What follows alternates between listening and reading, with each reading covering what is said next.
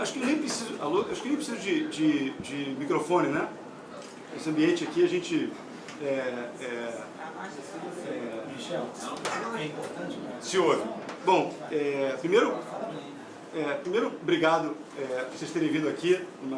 Sempre as semanas são super corridas, então arrumar um tempo na agenda para conversar, para ouvir um pouco sobre esse trabalho que eu fiz. Foi um trabalho que foi um enorme esforço, mas extremamente prazeroso. A ideia hoje aqui é dividir com vocês um pouco essa pesquisa, que foi uma pesquisa enorme, as ideias que vieram, né, em função desse trabalho. Então, essa é o que a gente vai fazer hoje aqui. O Samuel Johnson, que foi um intelectual inglês conhecidíssimo, né, do século XVIII, ele dizia que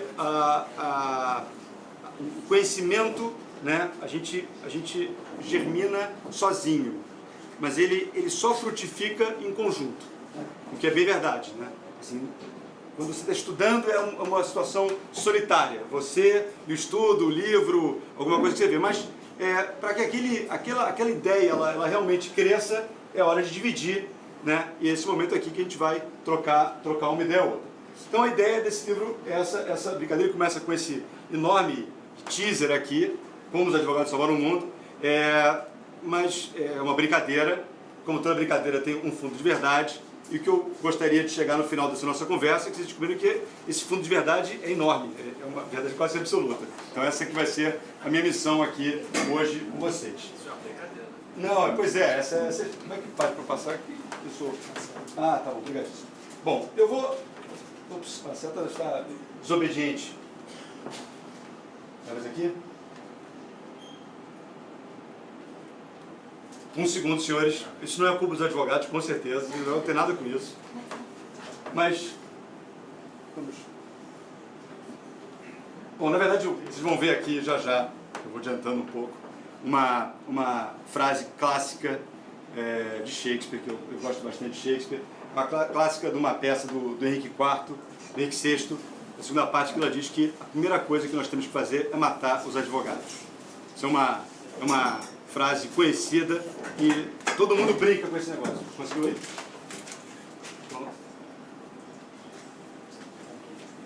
Muito bem, então vocês estão conseguindo ler, mas, olá, tá bom? Tudo bem? A primeira coisa a fazer é matar os advogados. É uma frase clássica que eu escuto com muita frequência, sempre quando eu vou falar, Shakespeare, então a primeira coisa a fazer é matar os advogados. Isso aí tem, botar na internet, a primeira verdade, advogados vem logo isso, enfim. Na verdade, isso também é interessante a gente falar sobre isso, no contexto, é uma frase extremamente elogiosa aos advogados. E qual é a história deste momento dessa peça shakespeariana? O Henrique VI é um momento de desordem completa na Inglaterra e os insurretos, os rebeldes resolvem então tomar o poder. E no meio daquele momento, no meio daquela rebelião, um deles, um açougueiro, Dick, diz essa pérola: a primeira coisa que nós temos que fazer é matar os advogados. Quando ele está dizendo isso, na verdade, ele está querendo dizer o seguinte: olha, temos que acabar com a ordem, destruir a ordem. E como é que a gente faz para destruir a ordem? A gente mata os advogados. É a primeira coisa que a gente tem que fazer. Porque os advogados são exatamente aqueles que preservam a ordem. Então, na verdade, tirada de contexto é uma frase curiosa, mas no contexto shakespeariano, no contexto real, é uma frase altamente elogiosa. Porque se a gente pretende destruir o sistema, a primeira coisa que tem que fazer é salvar os advogados, é matar os advogados. E aí, uma provocação para vocês: qual é o propósito clássico do direito? Ricardo, qual é o propósito clássico do direito? O propósito clássico do direito é garantir a ordem. Essa é a ideia do direito. Como se garante a ordem? De duas formas, classicamente, né, também. Uma ordem preventiva, né, profilática, e uma ordem repressiva. Né? Então o direito, ele indica como as pessoas devem agir, né? Eventualmente ele vai dirimir uma questão que as pessoas tenham, e finalmente ele vai punir, em alguns momentos, aqueles infratores da regra. Esse é o conceito da ordem. Né? Então essa é a regra. Né? Essa ordem é ditada pelo Estado.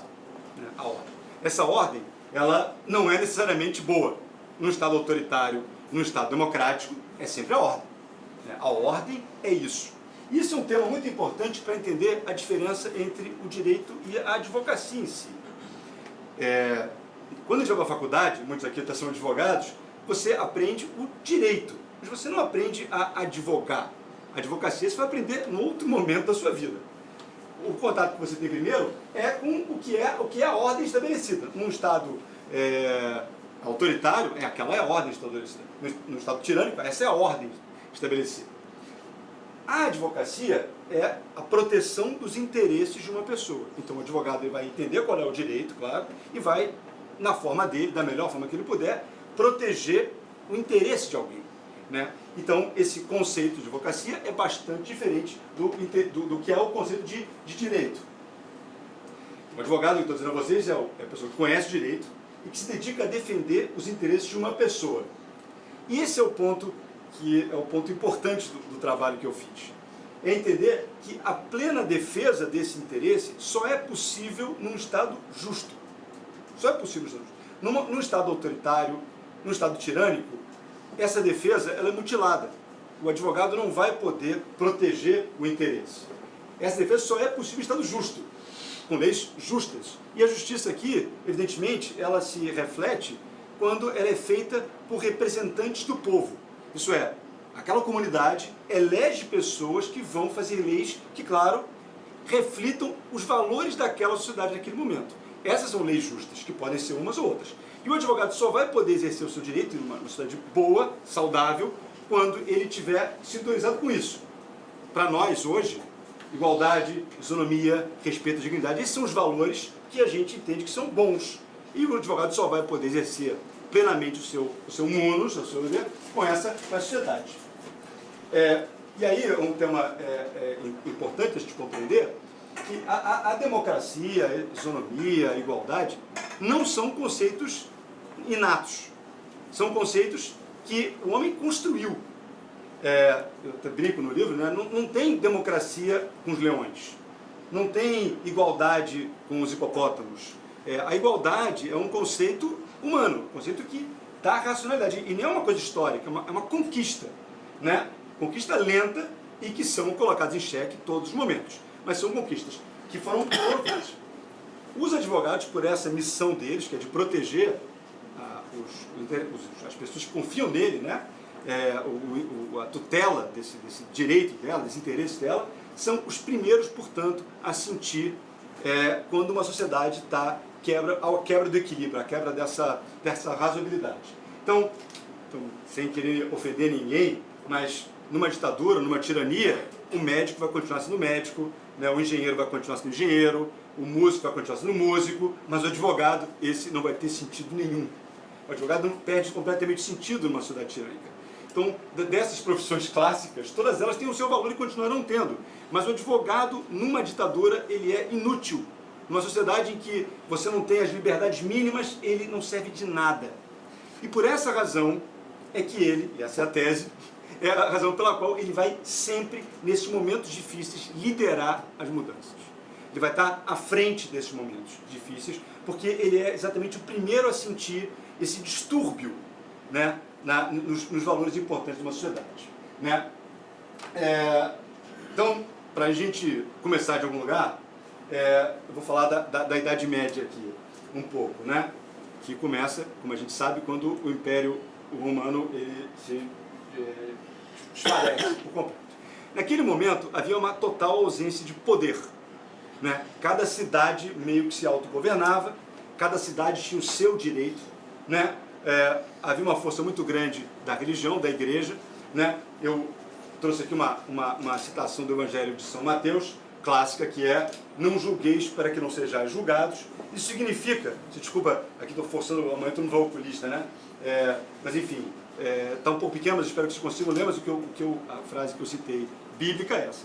O conceito aqui, a interpretação era: olha, ninguém pode julgar, só pode julgar Deus. Deus é o único capaz de julgar. Você não pode julgar, porque senão você vai ser julgado. E os juízos, naquele momento, as discussões, muitas vezes, eram resolvidas por esses ordalhos, esses juízos de Deus. O que eram os juízos de Deus? O cara, exemplo, tem vários, né? O cara queimava a mão do sujeito, tinha uma discussão se ele era culpado ou inocente, queimava a mão dele, tapava a mão dele, deixava 3 dias, quando tirasse o lacre lá, a gases, sei lá o quê. Se tivesse a marca da queimadura é porque ele era culpado. Se não tivesse é porque Deus mandou tirar a marca e ele era, portanto, inocente. Jogava o cara na água, se ele boiasse, ele era inocente, se ele afundasse, ele era culpado, porque afinal de contas Deus é que estava lá em cima olhando para aquele sujeito e definindo se ele era culpado ou inocente. Isso era um conceito. Então, quem julgava era Deus, não era ninguém senão ele próprio, e logo, um julgamento maravilhoso.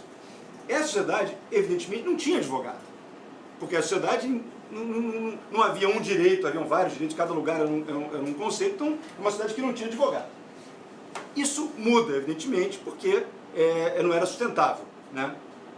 Aconteceu um fato curioso, histórico, que por volta do ano 1000, mais ou menos, o homem, o europeu, descobre o direito romano. Roma foi uma civilização extraordinária, e uma das grandes eventos dos romanos, uma das grandes qualidades importantes dos romanos foi que eles, além das estradas, dos obeliscos e, enfim, dos arcos de triunfo, eles criaram uma lei, regras, né? Regras importantíssimas, muito bem feitas, altamente sofisticadas, regras universais. Então eram regras que tinham que ser aplicadas em todo o império. Então não era regra para A, B ou C ou para uma determinada localização, senão regras que podiam ser aplicadas da Síria à Inglaterra, que eram as mesmas regras. Então era um conceito extraordinário que eles fizeram, e foram 1000 anos de inteligência. Lá por volta, eu estou voltando um pouco, lá por volta de 526, o Justiniano, que foi um imperador famosíssimo lá, com Constantinopla, ele chama um jurista, chama Triboniano, e diz: faça uma compilação do direito romano. Esse cara faz uma compilação, com um trabalho hercúleo com outros juristas, e tem o Corpus Juris Civilis, que foi incrível, que foi uma grande obra, realmente, do gênio humano, tá? Uma contribuição incrível. Essa regra, entretanto, que tinha sido ficada em latim, que tinha sido feita em Constantinopla, né, em Bizâncio, lá, Istambul, ela perde porque o próprio Istambul passa a ser em grego, enfim, ela se perde. E naquela falta de ordem, naquela desordem da Idade Média, não tinha sentido direito. Mas, por volta dos 1000, eles descobrem mesmo. Tem aqui um livro, né, num mosteiro, olha que coisa interessante, e os homens começam a olhar aquilo e admirados. Que incrível, olha que inteligência isso aqui. Poxa, a gente está aqui com essa regra rudimentar, e eles já estavam lá na frente. Tinha uma questão comercial, porque sempre comércio também é importante. Como você tinha várias regras diferentes, você não conseguia estimular o comércio, porque se um lugar a regra aplicava, no outro era outra regra, então era importante ter um esperanto, né, uma única regra que pudesse ser aplicada em vários lugares, dirimir várias questões e evitar, assim, permitir o comércio. E foi isso que aconteceu. As pessoas começaram a estudar essas regras incríveis do direito romano. E aí, a igreja, inteligentemente, se apropria dessas regras. Porque, só para entender, naquele momento, a Itália toda desfigurada, vários pequenos estados, a Alemanha mais unificada e mais forte, né? E tinha o imperador do Sacro Império Romano, né? O Henrique IV, os Henriques todos, muito mais fortes que a igreja. Se a gente fosse ir para uma questão de exército, evidentemente a igreja não tinha exército. O imperador romano ia passar o trator. E ele imaginou, não, eu tenho que criar regras, formas de conversar. E é muito melhor fazer isso por meio de lei, por meio de um formato jurídico dessa conversa. Os padres passaram a estudar o direito canônico, até mesmo para criar um caminho comum. Esse evento aqui, um evento importante da Idade Média, que é a questão das investiduras, aconteceu o seguinte: havia uma discussão muito grande de quem elegia o padre de cada lugar. O padre, naquele momento, né, a religião era o grande canal de conversa, era o caminho da comunicação. Então era muito importante saber quem escolheu o padre. Quem escolheu o padre era o Papa, era a igreja, ou era o soberano local? Essa era uma grande discussão. Discussão, de uma certa forma, até jurídica. Pois bem, então houve essa grande questão, e o Gregório VII, que era um papa que estudou direito canônico, que era a especialidade dele era o direito canônico, ele disse: não, a partir de agora quem escolhe os padres é a igreja. O Henrique IV diz que não vai ser assim, que ele ia continuar escolhendo os papas, e o Gregório VII, então, excomunga o nosso Henrique VI, o nosso Henrique IV. Um problema desgraçado, uma grande rebelião, e é a história clássica, né? Que ele vai ter que a Canossa, que era um castelo, E o Henrique IV, em 1077, passa 3 dias descalço na beira do castelo para esperar o Gregório VII, para pedir desculpa para o Gregório VII, para o Gregório VII fazer as pazes com ele e trazer de volta ele para... Isso foi um grande momento. Os dois homens mais importantes da civilização se encontram lá em Canossa. Então o Gregório VII perdoa então como é o nome dele? O Hindenburg, não, lá o grande marechal da Alemanha, meu Deus, muito depois, alguém me ajuda aqui, da unificação alemã, meu Deus, enfim, porque o discurso dele... Kohl, não. Não. Lá, me ajuda aqui, meus amigos. A unificação lá. Unificação da Alemanha, 1801, lá o marechal, meu Deus, Não, Bismarck, desculpa, Bismarck. Eu atrapalhei vocês. O Bismarck, o discurso dele de posse é: nós não iremos a Canossa, né? O Bismarck é: nós não iremos a Canossa. Então, essa história de Canossa é o rei indo lá. Até depois a história é contra o livro, a história não acaba bem, porque, embora ele vá lá pedir desculpa e tal, depois ele fica muito bravo e acaba perseguindo e vai matar, vai conspirar para matar o Gregório VII. Mas, enfim, esse Gregório VII, então, percebe a importância fundamental do direito nessa hora. E ele, Canossa, aliás, ficava era um castelo de uma condessa, uma mulher extraordinária, vale a pena estudar a vida dessa mulher, chamada Matilde da Toscana. Era uma condessa que mandava, altamente religiosa, e ele diz: Matilde, vamos fazer um centro de estudo de direito. Vamos criar um lugar para a gente estudar direito, porque não tem isso. Aliás, não havia lugar de estudo.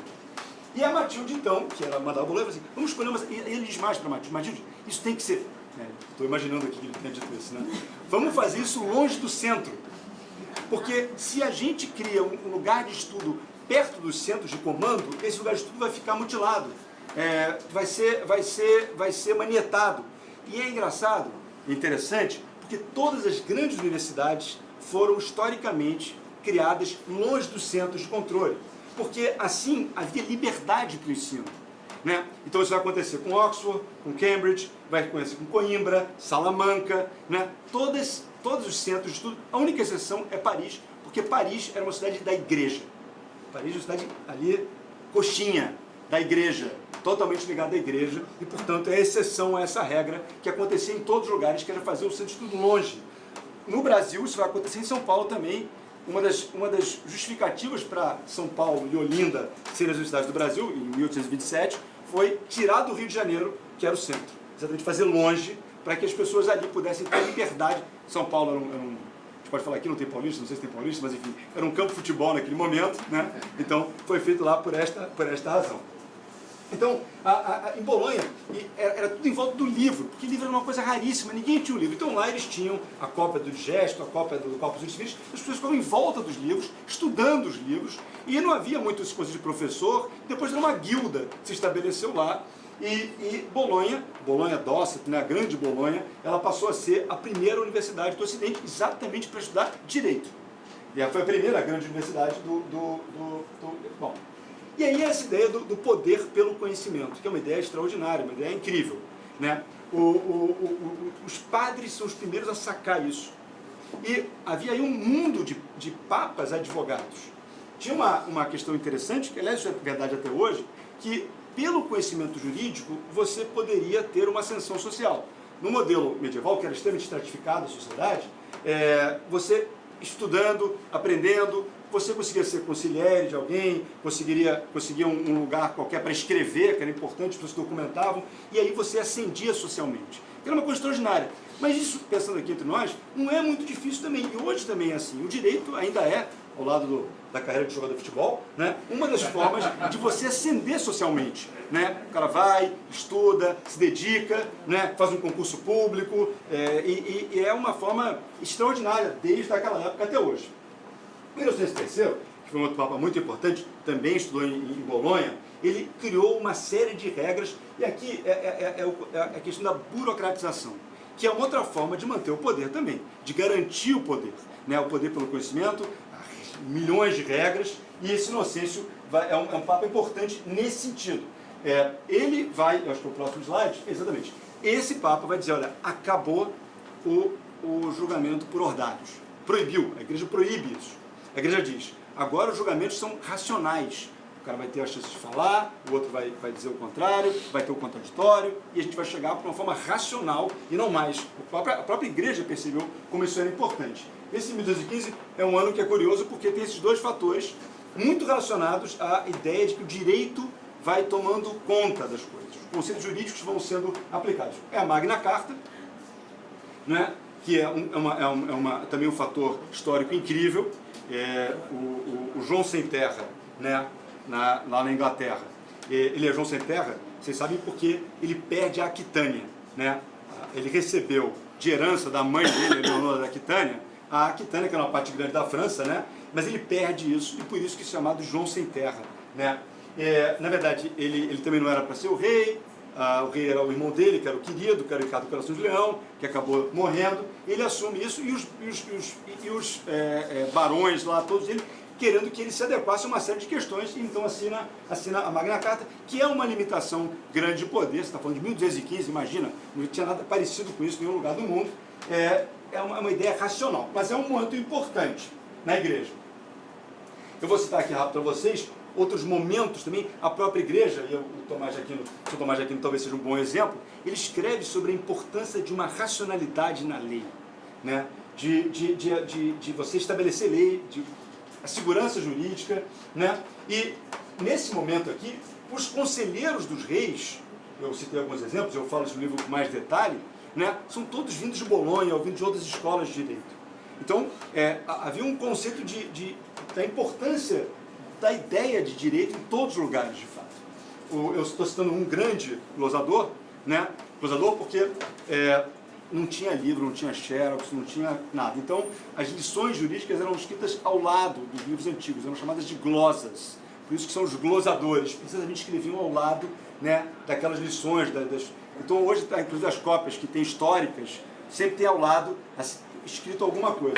Mas o Bartolo, que foi um grande glosador, talvez o maior deles, ele falava muito, olha, essa é a regra do direito romano, mas nós temos que trazer para o dia de hoje, para que ela possa ser mais útil. E nesse momento, então, que de fato surgem os advogados. Nesse momento aí, século XII, século XIII, que passam a ver esses advogados, essas pessoas dedicadas, essa profissão de pessoas dedicadas a auxiliar outras com questões jurídicas. Porque o direito ficou mais sofisticado, cada vez mais pessoas munidas desses dons eram usadas para ajudar, para auxiliar as outras. E em 1320, você tem o surgimento na Inglaterra das inns. Os ingleses são sempre peculiares, né, obviamente, e nisso não é diferente. Na Inglaterra não tem uma escola de direito, não havia uma escola de direito. Você estudava artes liberais, outra coisa, e depois você ia para umas guildas de advogados. Eram 4 em Londres, são as mesmas 4 até hoje, desde 1300 e tanto. São os Inns of the Court. E lá que havia advogados, e o jovem, ou a pessoa que quisesse aprender, ele então sentava do lado do cara, ficava olhando o cara, via como esse advogado se colocava, e eles estudavam principalmente os registros de outros julgamentos, né? Então era um direito casuístico, né? O case law. Então o cara lia lá como é que foi o reporte da corte do ano passado, ela entendeu assim. Então a ideia, bom, se a corte entendeu desta forma para esse caso que é análogo, ela tem que entender da mesma forma. Então esse é o conceito de case law, né, que é um conceito concreto, ao contrário do que é o conceito nosso continental, que é um conceito abstrato da lei, né? Mas naquele momento havia essa ideia de advogado. E na França, em 1327, há quanto tempo, já havia a ideia de uma ordem dos advogados. Isso é, a guilda se protegeu. Só quem faz um exame aqui é que vai ser admitido como advogado, já naquele momento. Isso é bastante tempo atrás. E aqui é um conceito que é bem comum da nossa história aqui do Rio de Janeiro recente, né? Que a falta de oposição leva a excessos, ninguém conhece a história, mas isso aconteceu também na Idade Média. Né? Na Idade Média, a igreja super poderosa, sem nenhum tipo de oposição, os padres, os bispos, os papas, passaram então a cometer alguns excessos, notadamente, né, aquela corte nababesca, e para manter essa pompa toda, as indulgências, né, a compra do perdão. Né, era um conceito disseminado naquele momento, todos nós somos pecadores, todos nós cometemos nossos erros, a igreja vinha dizer, olha, para você espiar isso aqui, você tem então que comprar esse teu perdão. Né? Essa era a ideia. Já naquele momento, o primeiro histórico, né, de oposição foi de um advogado, professor de direito de Oxford, que era o John Wycliffe. Né? Ele se opôs a isso, claramente. Ele movimentou um mundo de gente, que eram os tais lolados, que eram quase todos padres, e criou uma rebelião enorme na Inglaterra. Ele acabou morto, evidentemente. Mas uma palavra fortíssima, e aquilo disseminou. Em seguida, você vai ter um outro estudante de direito, também fortíssimo, contrário a essa, com todas as aspas, evidente, essa tirania, né, esse excesso que havia da igreja, que é o Lutero. Né? Como eu te falei, né, tinha esse conceito de como a gente se livra do pecado. Né? E a igreja entendia que você se livrava do pecado, né, pela expiação. Expiação essa de várias formas, a mutilação, o flagelamento e, inclusive, principalmente, o dinheiro, se você pudesse. Essa era a forma de você expiar o pecado. O Lutero, entretanto, interpretou a Bíblia, ele estudou direito, Lutero. Em parênteses, Lutero estudou direito e a história é que ele estava voltando um dia, no meio de uma tempestade, para a faculdade e caiu um raio do lado dele, ele ficou morrendo de medo e ele prometeu então a Santa Ana que se ele escapasse daquela tempestade, ele viraria um padre. Ele escapou e virou um padre. Não, mas ele estudou direito. E nessa interpretação desta parte do Salmo, na tua justiça obterei a libertação, ele disse: olha, a igreja está lendo errado a Bíblia. Ela está lendo errado a Bíblia. A Bíblia não fala em expiação. A tua justiça é o perdão. Isso é um conceito muito importante, e a grande digamos, contribuição do movimento protestante e do advogado Lutero, era dizer o seguinte: a Bíblia, a interpretação é nossa da Bíblia. A Bíblia é a palavra de Deus, ninguém discute isso. Mas quem interpreta somos nós. E não é a igreja sozinha que interpreta, somos nós. A gente vai ler a igreja, toma a Bíblia aí, leia a Bíblia e chegue você à sua conclusão. E a conclusão que eu chego é que na tua justiça obter libertação não tem nada a ver com indulgência, não tem nada a ver com expiação, tem a ver com perdão. Deus é genial, é maravilhoso, é bondoso e Ele vai nos perdoar. Então esquece essa... outra vai trabalhar, vai correr atrás, vai fazer o teu, né? E esquece esse negócio de pagar indulgência. Problemão para a igreja, evidentemente. Problemão porque a igreja vivia das indulgências. Né? E em 1517 ele vai então fixar essas 95 teses, famosas 95 teses. Ele é um bom marqueteiro, ele vai fazer isso no dia de Todos os Santos, lá na igreja, na faculdade dele, que era um centro de pensamento, que era em Wittenberg. Wittenberg, vocês sabem, foi onde estudou o Hamlet também. Ninguém sabe se eles foram amigos de sala, é uma discussão se o Hamlet e o... Não, brincadeira, óbvio que não. Mas o Shakespeare diz que o Hamlet vai estudar em Wittenberg, não à toa, claro, exatamente por isso. Né? E ele escreveu a peça pouco menos de 100 anos depois desse momento. Né? E aí tem uma história extraordinária, porque ele é chamado para julgamento, o Lutero. Quando ele pega essas teses, que exatamente dizem isso, né? Ele é levado a julgamento. Primeiro pedem para ele ir a Roma. E o Lutero diz que não ia a Roma de jeito nenhum. Diz: não, melhor você não ir, Lutero, que você está danado. Pouco antes teve um outro dissidente, que era o Hus, né, o Jan Hus, né, os hussitas e tal, que a igreja tinha dado ele um salvo-conduto para discutir. Quando ele chegou lá, pegaram o cara e botaram na fogueira. Ou seja, não era exatamente confiável esse salvo-conduto da igreja. Mas o Lutero topa esse salvo-conduto e vai ser julgado em Worms, que era uma cidade, e todo o séquito é levado. O próprio imperador, que era o Carlos V, jovem Carlos V, ainda bem para o Lutero que ele não estava todo poderoso, ele ainda era garoto naquele momento, mas já era o imperador Carlos V, vai ao julgamento, vai o núncio do Papa e o Lutero é levado ao julgamento. Esse julgamento que é em 1521.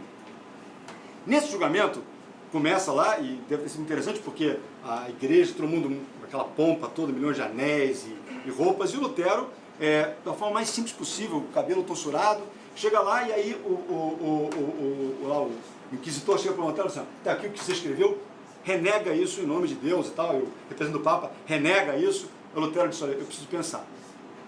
Sai, volta no dia seguinte e diz: eu não posso negar porque eu não posso fazer senão, nada eu posso fazer senão seguir a minha consciência. E é um momento lindo da história da civilização, porque é a consciência falando mais alto do que o dever. Ele segue a consciência dele. eu não posso fazer nada senão seguir, eu não posso fazer diferente. E aí Lutero então sai das costas, todo mundo em volta dele, ele se esconde, fica escondido muito tempo. E tem um outro fato também genial do Lutero, porque ele, escondido lá, alguns principados o protegeram, protestantes, tinha uma luta política aí também, claro, ele traduz a Bíblia. E ele tem uma coisa muito inteligente, que foi a mesma inteligência do Jerônimo, do São Jerônimo, que é, quando ele traduz a Bíblia para o alemão, que é o que ele vai fazer quando ele está enclausurado, perdido lá, ele traduz para o alemão vulgar. Ele não a traduz para o alemão clássico, porque assim as pessoas conseguem ler. Né? A grande sacada do São Jerônimo, né, no século IV, foi exatamente ter traduzido a Bíblia, né, para o vulgar, tanto que é a Vulgata. Né? Se ele tivesse traduzido para o latim clássico, ela não atingiria tantas pessoas como ela atingiu. E o Lutero faz a mesma coisa. Ele traduz a Bíblia para o latim para o alemão, e cria o alemão, na verdade, naquele momento. Né? O Calvino, que é um pouco depois, francês, foge também, vai para a Suíça, e esse advogado praticante também, ou seja, Revolução Protestante é coisa de advogado, e ele faz um manual, que é um código de instrução, de atuação cristã, e aqui, e a diferença fundamental do Wycliffe, que tinha traduzido para o inglês, só que ele traduz a Bíblia sem a imprensa. Então não adiantou nada, porque ele traduz para ele próprio. Como é que você leva aquilo? Não tem xerox, né? O Calvino e o Lutero, principalmente, se valem dessa extraordinária invenção que é a imprensa, né, dos tipos. Porque aí o trabalho deles é multiplicado. A Bíblia do Lutero, o Manual de Instrução Cristã do Calvino são disseminados. As pessoas têm aquilo, os botões. E todo mundo consegue perceber aquilo, e as pessoas têm a sua Bíblia, conseguem ler. Isso tudo foi um movimento que se foi junto de novo. Nessa pesquisa que eu fiz, eu me deparei com um evento histórico que eu não tinha ideia da dimensão, que depois eu fiquei chocado, acabei estudando doentiamente, que é a Paz de Westfália de 1648. Porque aconteceu um negócio incrível naquele momento, que foi o seguinte: a Alemanha, depois dessas questões de religião, ela se fragmentou completamente. Né? Cada lugar tinha uma religião. Primeiro eles admitiram o luteranismo, não admitiram o calvinismo, depois admitiram os anabatistas, os calvinistas, ou seja, era uma total complicação e guerra, inclusive por causa disso, né, religiosa.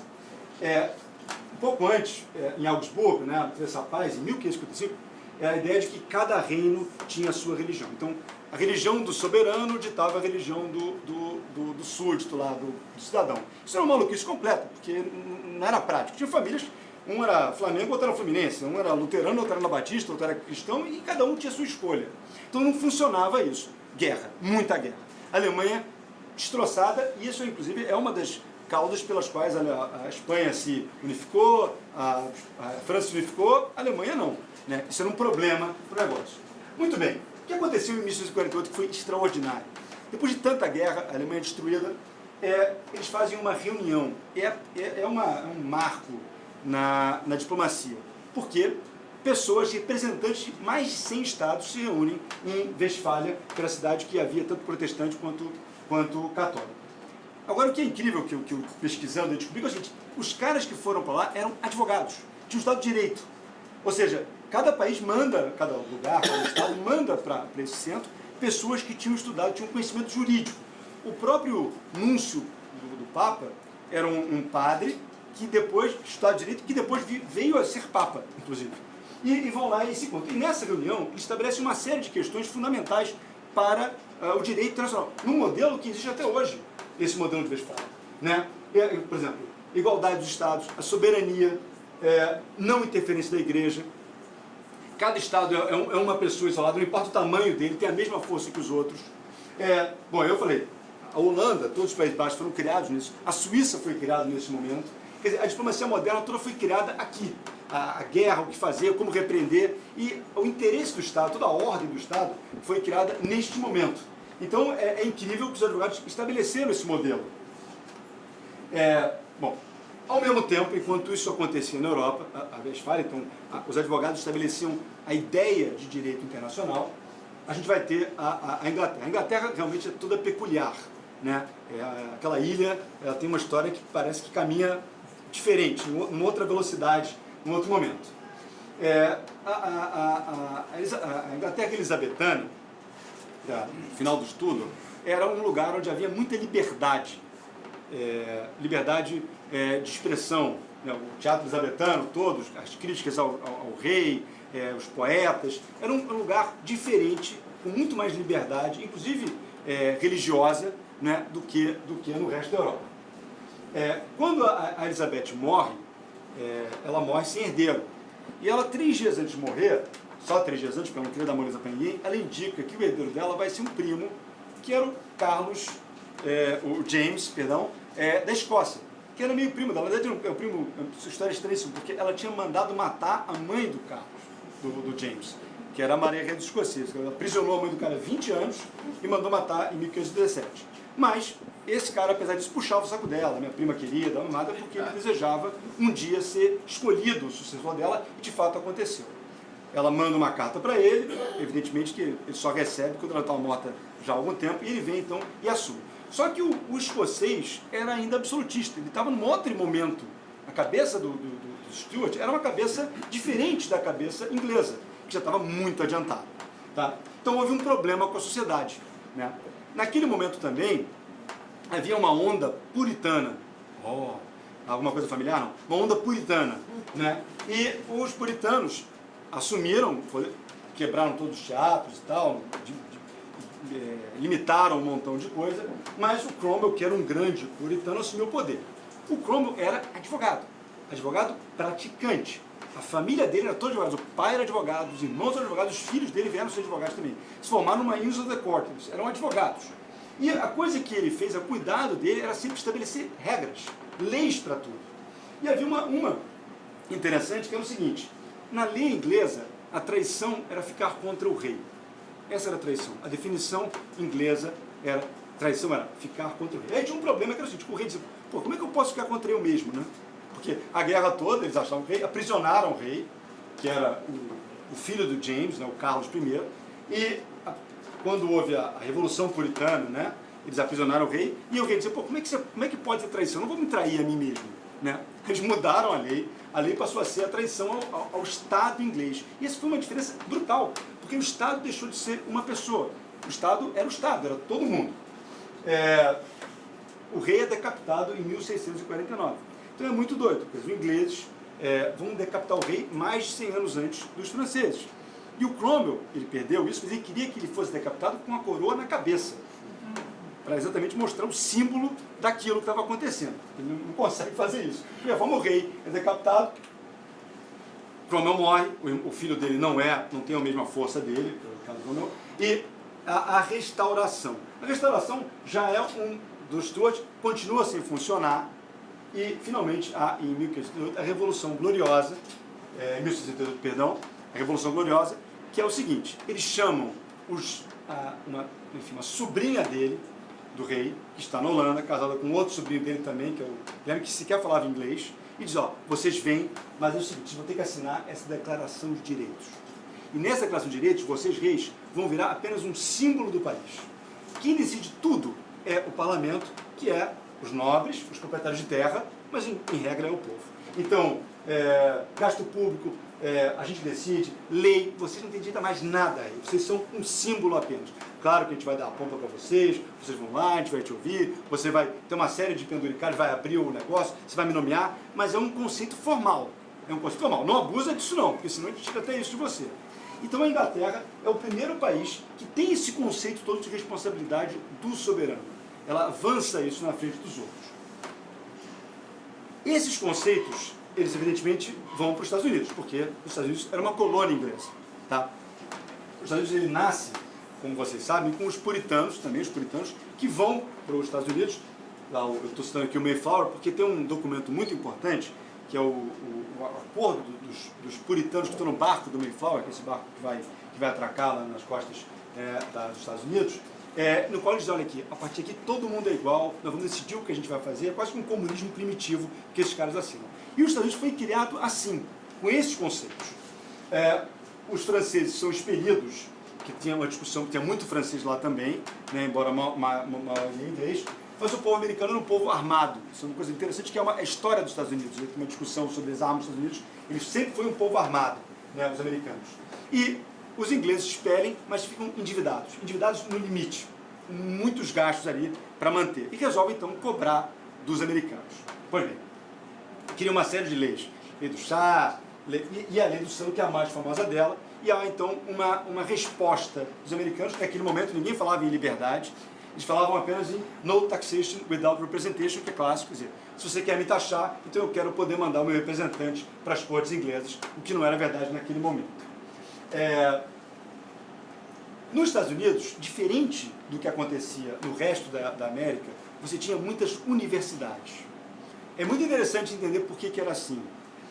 Ao contrário do que aconteceu do México para baixo, em que havia uma exploração grande de tudo, né, lá era um lugar difícil, não tinha ouro, não tinha metal precioso nenhum, era uma terra que a plantação não era uma moleza, era difícil, principalmente mais para cima, e eles tinham que se estudar. Índio para chuchu. Índio para chuchu, índios complicados, índios mais violentos, mais agressivos, e os caras tinham que estudar. E nos Estados Unidos, no momento havia 9 universidades, centros de estudo. Isso é muito diferente do Brasil, por exemplo, que não havia nenhuma universidade no Brasil, né? Então ali eles estavam muito direito. Havia muitos advogados, né? Aquela comunidade tinha um respeito pelos advogados. Tem livros de direito que eram vendidos no mesmo número, tanto nos Estados Unidos como lá. Gráfica, tinha gráfica, não tinha no Brasil. O Brasil não podia ter gráfica. Não podia, ou seja, no Brasil você não podia imprimir livro. Olha que desgraça, né? Nos Estados Unidos você podia imprimir e havia livro, havia jornal. Ou seja, havia uma sociedade muito mais avançada do que no resto da América, porque os ingleses não estavam muito preocupados com os Estados Unidos. Eles não achavam tão importante, né? Então, esses advogados, e foi um movimento de advogado, o movimento da liberdade americana, totalmente advogado, dos primeiros 8 presidentes americanos, só Washington não era advogado, ele era um general, e claro, ele tinha que expulsar os ingleses numa guerra. Mas a partir daí era só advogado. A Declaração de Independência, a Revolução Americana, a gente sabe, né, tem 2 grandes momentos. O primeiro é o momento da guerra, que declara a independência para tirar o cara, e o segundo momento é o momento da organização americana, que vai ser a Constituição. Os artífices é o Thomas Jefferson, foi o cara que escreveu a Declaração de Independência, que é incrível, é linda, e depois, principalmente o Madison, que fez a grande parte da Constituição. O Jefferson foi o 3º presidente americano e o Madison foi o 4º presidente americano.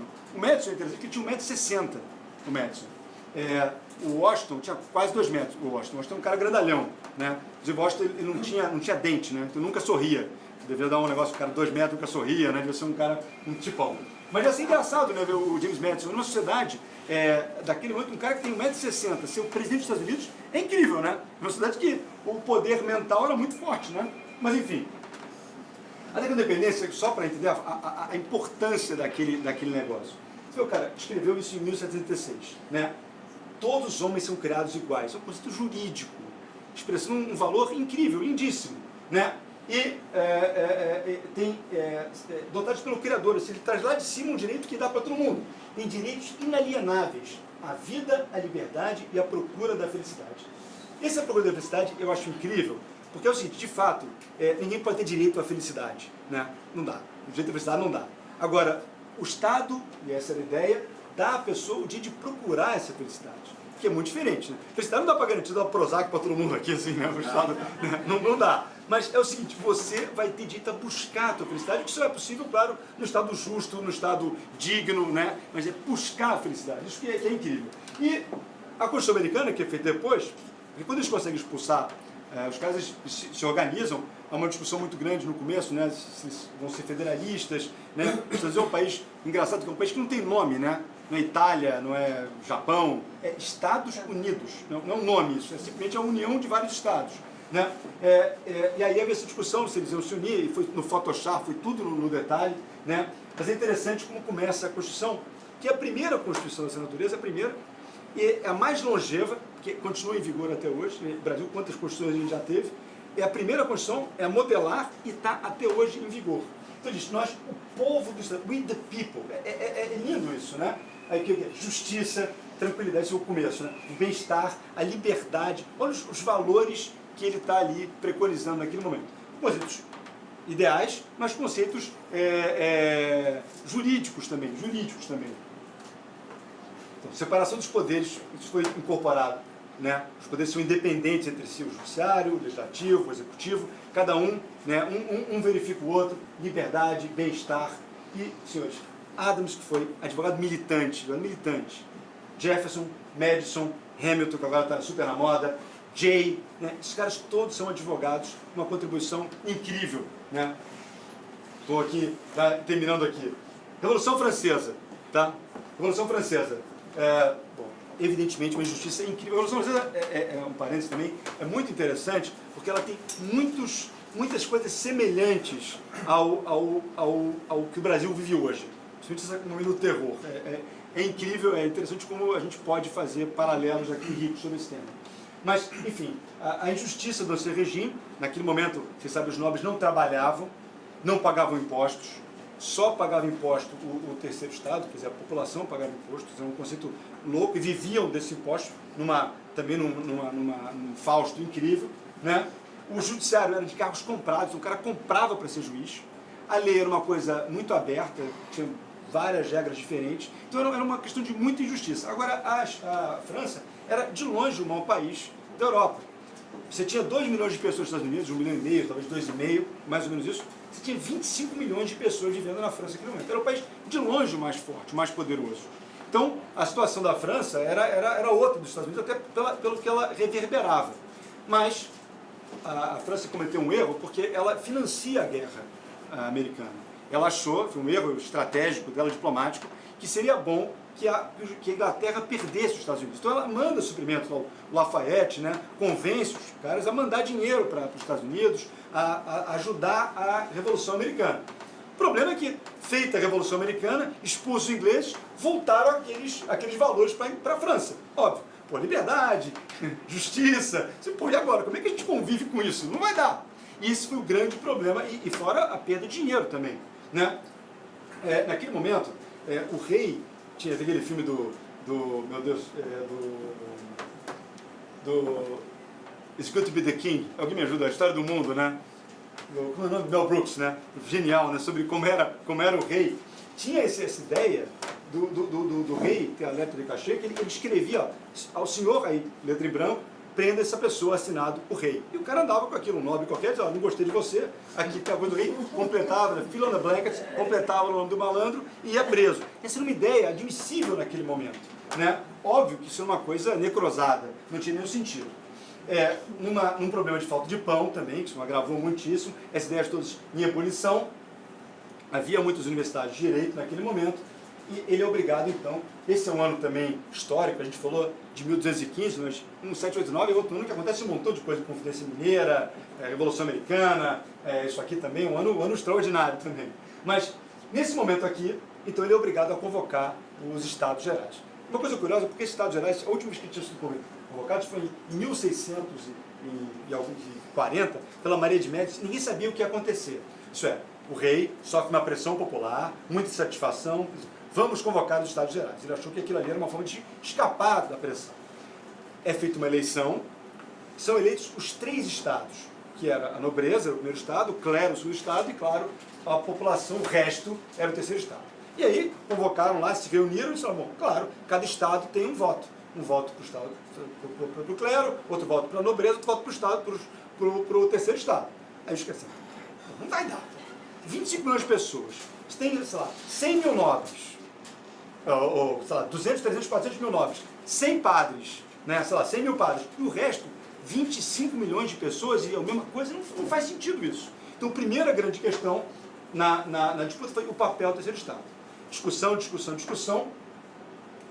queda da Bastilha, o povo virado vai e toma a Bastilha, 900 pessoas, a Bastilha é um símbolo onde o rei prendia as pessoas dela, volta, não, vamos combinar isso então, o terceiro estado vai votar por cabeça, cada uma por pessoa, por representante, e com isso dilui o outro.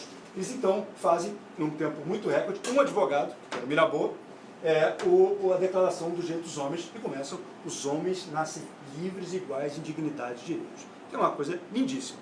É importante entender o seguinte, a França, ela irradiava muito mais que o resto. Então, quando o Mirabeau fala isso, é muito mais forte. O Mirabeau tem uma história curiosa, porque ele é insensado, não sei o que e tal. Quando ele morre, ele é colocado no Pântano, mas depois, quando ele já está morto, descobre que ele tinha uma relação com o rei. Então, na época barra dura da Revolução, tiram o corpo dele lá, põe em outro lugar. O Mirabeau, porque descobre que ele é corrupto, depois de morto, claro. Mas, enfim, a ideia era de garantir o fim da liberdade do privilégio.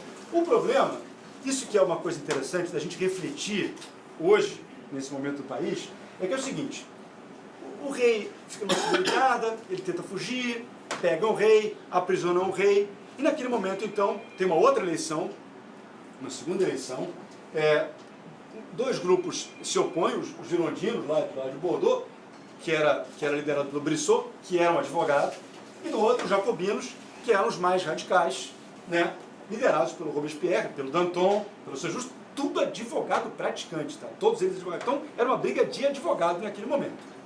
Os jacobinos eram mais radicais. Então, vamos então julgar o rei. O Saint-Just, que era garotinho, era jovem, faz o primeiro discurso dele. E ele diz essa pérola aí. Ninguém pode reinar inocentemente. Então ele diz, o rei tem que morrer. O rei tem que morrer.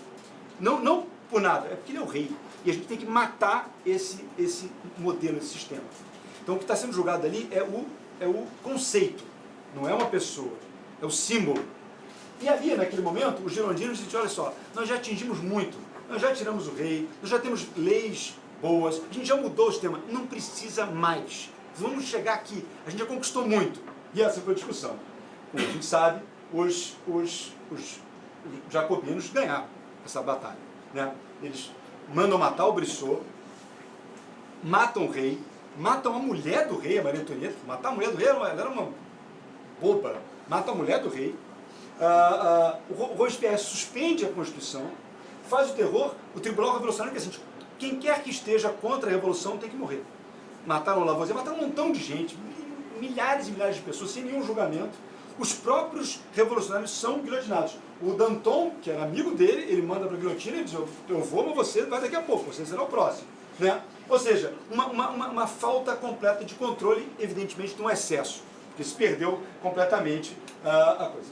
O diretório assume, como a gente sabe, e o Napoleão depois vai assumir, um militar, mas que tinha uma ideia na cabeça que era, vou fazer leis. E o grande mérito do Napoleão foi fazer um mundo de leis. Ele fez, inclusive, o Código Civil, que foi o Código Civil talvez o mais emblemático de 1804.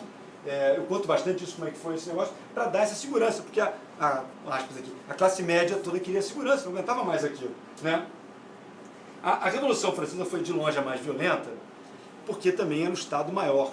Havia um sistema já arraigado ali. Então era muito mais... Os Estados Unidos não era nada. As pessoas estavam construindo um lugar. Né? Não tinha uma história antiga. A França, não. A França era muito maior, então foi muito mais violenta a guerra na França. E a França irradiou aquilo para vários lugares. Eu aqui, principalmente a francesa, né, que era maior, eu estou dizendo, revolução na Bélgica, na Polônia, na Holanda, na Cispadana, que foi do norte da Itália, na Irlanda, a napolitana, que foi embaixo, a Revolução do Porto, um pouco depois, os portugueses, claro, estão sempre atrasados, né? Então aqui também, mas sempre revoluções com os mesmos ideais da Revolução Francesa. Na América Latina, quando Napoleão invade a Espanha se fragiliza muito, né? E a própria ideia da liberdade também chega aqui, né? Só que, na América do Sul, a elite, na América Latina, a elite era formada de militar e clero. Não tinha universidade. As escolas mais avançadas eram as escolas militares. Esses caras é que mandavam. Então, Argentina, Chile, Venezuela, Colômbia e Peru, a liberdade é feita por militar e não por advogado. Né? Não havia a ideia... A igreja e o exército são conceitos em que a hierarquia, o cumprimento da ordem, é fundamental. Então, era um pouco refratário a ideia de justiça, né? Porque era ordem, né? Hierarquia. Então, essa questão faz toda a diferença. Não havia universidade no Brasil. Então, não tinha um estudo avançado no Brasil nesse momento em que isso aconteceu. E o Brasil, fora aquela situação ridícula do México lá, foi uma exceção monárquica. Né? Em todos os países, havia o caudilho, havia né, o líder. No Brasil ainda era uma monarquia. Só para voltar um pouco do Brasil, uma coisa curiosa, estou aqui terminando, é o seguinte, isso é um fato só curioso. O Brasil começou com as capitanias, como a gente sabe, em determinado momento mandaram um ouvidor geral, era importante ter um ouvidor geral. E o rei, então, manda esse tal de Pero Borges, que era um advogado e que tinha sido condenado por peculato, tinha sido condenado por corrupção. Lá, verdade. E o castigo dele foi vir para o Brasil. Então é curioso. Ele já começou assim. Ele foi condenado e aí veio para o Brasil. Porque ele tinha, e a história é curiosa, eu conto até no livro. Mas aconteceu um negócio muito curioso no barco que ele veio. Porque o barco que ele veio trouxe também o padre Manuel da Nóbrega, que era advogado também. O Manuel da Nóbrega, ele queria estudar direito, ele estudou em Coimbra Direito, ele queria ser professor de direito, só que ele era gago. E não passou nos exames, e ficou revoltado, porque não passou nos exames. E resolveu, então, ser religioso. Naquele momento, a ofensiva, né, da igreja ao movimento protestante, a gente sabe, foi os jesuítas. Era a resposta contra a reforma. O Santo Inácio e o Nóbrega eram caras mais importantes em Portugal, do movimento jesuíta, foi para o Brasil lá explorar aquele novo mundo. Chegou lá, não tinha nada, ele foi para Salvador e aprendeu a rezar missa em tupi, fez uma série de coisas, regras moralizantes e tal. O problema é que, num determinada hora, ele estava muito bem, tudo ótimo, aparece lá um outro advogado, que era o Sardinha, o bispo Sardinha, que foi o primeiro bispo do Brasil, que era outro malandrão também, acabou sendo comido pelos índios, mas isso é outra história. Mas quando ele chega em Salvador, ele logo se dispõe com o padre Nóbrega, logo se dispõe. E obriga o Nóbrega a sair lá, porque ele não se dava. E ele foi andando, e como a gente sabe, ele cria, vai fundar São Paulo. Né? O padre Nóbrega vai fundar São Paulo, que é uma criação de um advogado, nascimento também fruto de uma briga de advogados. Né? Isso é a história, também é a fundação de São Paulo. A Confidência Mineira, que é de 89, então vejam que está entrelaçado isso, né? Mesmo sem ter internet, nada disso, por 3 advogados, todos eles poetas aqui também, né? Mas formados em Coimbra, que era a única universidade que tinha, Tomás Antônio Gonzaga, Cláudio da Costa e o Zé Valinca, todos advogados, né? E o da opressão brasileira, que é o Disco Bacena, que era outro advogado, todos formados em Coimbra, todos eles, né? De um lado e de outro. A Revolução Pernambucana, que é uma revolução de padre, Frei Caneca, todo mundo, que foi outro movimento importante, teve uma Constituição, que é interessantíssima a Constituição, feita pelo Antônio Carlos Ribeiro de Andrade, que era irmão do Zé Bonifácio, que também era advogado, tá? Formado em Coimbra, como também era advogado o Zé Bonifácio de Andrade, que foi o patriarca, também formado em Coimbra, embora ele gostasse de mirologia. O Andrada, o Zé Bonifácio, foi a Paris na época da Revolução, incrível isso, estava lá, mas ele tem o Dom Pedro declara a independência, só que ele briga com o Dom Pedro em seguida. Claro, porque o Dom Pedro é questão de poder moderador, o Dom Pedro era um déspota, evidentemente, e não topou. O Zé Bonifácio rompe com ele. A criação dos cursos jurídicos no Brasil só vai acontecer em 27, e quando tem a liberação da República no Brasil, pelas mãos de militares também. Então não tinha advogado na história também. E aqui a provocação que eu faço a vocês, eu não vou entrar nessa história, é que essa diferença do que aconteceu nas Américas pode ser explicada por isso. Um lugar onde uma sociedade foi criada, a gênese dela, né, ela foi semeada por advogados, e um lugar onde isso não aconteceu, que foi no resto da América. Isso é uma discussão. Depois, ao longo da história, mais recente, você vai ter também advogados criando situações muito relevantes. Gandhi era advogado, né, foi para a África do Sul, depois ele vai para a Índia, com modelos sempre jurídicos, um discurso sempre jurídico. Mandela ainda mais. Mandela tem uma história incrível, porque ele se formou quase pelo correio, e na África do Sul você não podia trabalhar, eles não admitiam negros no escritório de advocacia. Então ele foi trabalhar no escritório de judeus, os judeus topavam negro. Então ele ficou anos preso, e tem uma história linda, e principalmente quando ele sai, aliás, tanto o Mandela quanto o Gandhi, eles têm uma ideia de muito de paz, né? O Mandela, quando sai, a turma lá, as pessoas que o apoiavam, dizendo, nós queremos agora vingança, né? Vamos passar limpo aqui, né? Os abusos que houve e tal, e o Mandela disse, de jeito nenhum, não vai ter revanche aqui, a gente quer resolver o país, que foi ainda bem que isso foi assim, né? E o Fidel também, enfim, que também era advogado, formou em direito também, que também teve uma posição importante, né? Estou acabando aqui, e isso talvez para adornar um pouco mais esse negócio, eu não sei se falei muito, mas sobre a questão moral, que é uma questão importante, 2 casos que são relevantes para entender como a advocacia, a moral, o jeito tem que, de uma forma, falar. Primeiro um caso que eu estudei, que também que é um barato no livro, que é a história desse, que os americanos na época chamaram de julgamento do século. Um caso de dois garotos em Chicago, muito ricos, todos wealthy people, pessoas ricas, que matam um garotinho de 14 anos. E depois que eles matam esse garoto de 14 anos, eles queimam o garoto, vão comer pizza, cachorro-quente, vão jogar carta. E depois Ernest Darrow, lá do Monkey Trial, que era um advogado importantíssimo, americano, ícone e tal da advocacia. E ele começa o julgamento dizendo o seguinte: olha, os meus clientes são culpados, eles mataram, de fato. Só que eles eram leitores de Nietzsche, e portanto Nietzsche que era o culpado desse julgamento. Porque o Nietzsche dizia, né, que Deus tinha morrido, que portanto, né, se Deus morreu, tudo é possível, e esses garotos eles não têm o discernimento para entender a maldade que eles cometeram. Portanto, eles não podem ser culpados porque eles não têm valor moral nesses rapazes. Né? Eu lembrei muito dessa história daquele caso nosso aqui, do cara que foi morto na lagoa, não sei se vocês viram, uma história horrível, do ciclista que foi morto, e depois entrevistaram o rapaz que tinha matado, e era quase um animal, ele não conseguia falar nada, e você ficava pensando, poxa, né, qual o valor que tem aí? Então, evidentemente, a tese era até engraçada, os garotos foram condenados, né, há muito tempo, mas a ideia era, é possível a vida, ou é possível o direito sem um esteio moral? O que aconteceu no nazismo na Alemanha foi muito parecido com isso também, porque as leis nazistas eram perfeitas do ponto de vista técnico, mas elas careciam de um amparo moral. A discussão toda dos julgamentos de Nuremberg eram, olha, a lei era essa e eu segui a lei, mas será que essa lei deveria ser seguida, já que ela estava se afastando tanto da nossa humanidade? O interessante do julgamento do nazismo, Nuremberg, é que havia um advogado, né, no banco dos réus, e o advogado foi o único que se arrependeu.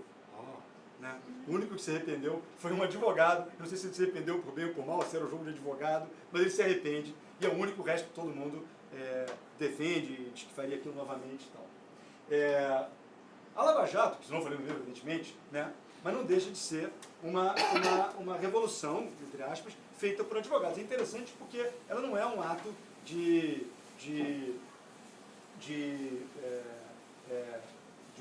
uma elite, é uma coisa de jovens idealistas que, pela lei, sempre fundados na lei, né, evidentes em excessos, mas também tem um aspecto muito positivo nela, claro, tentam trazer um pouco de moralidade, de ética, para um país que está doente, né, não tem dúvida nenhuma, que, portanto, isso é muito interessante. E é um caminho do direito. A Lava Jato é um modelo, são os advogados, são todo mundo aqui também, advogados jovens que estão trazendo coisas. De novo, com todas as críticas que existem, claro, mas, evidentemente, munidos dos melhores interesses. Né? E aí também uma pergunta para a gente fazer, que hoje a gente tem a ver com o terror do passado, naturalmente com essas revoluções, onde que a gente vai chegar.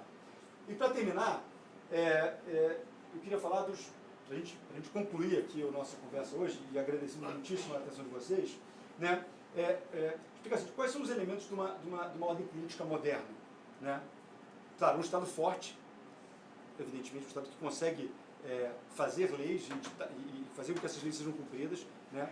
Depois, o primado da lei, isso é um Estado que quem manda não é o desejo, não é a veleidade do soberano, senão a lei, né? Que é universal, isso aplica a todo mundo. Há uma responsabilidade desses governantes, o governante responde pelos atos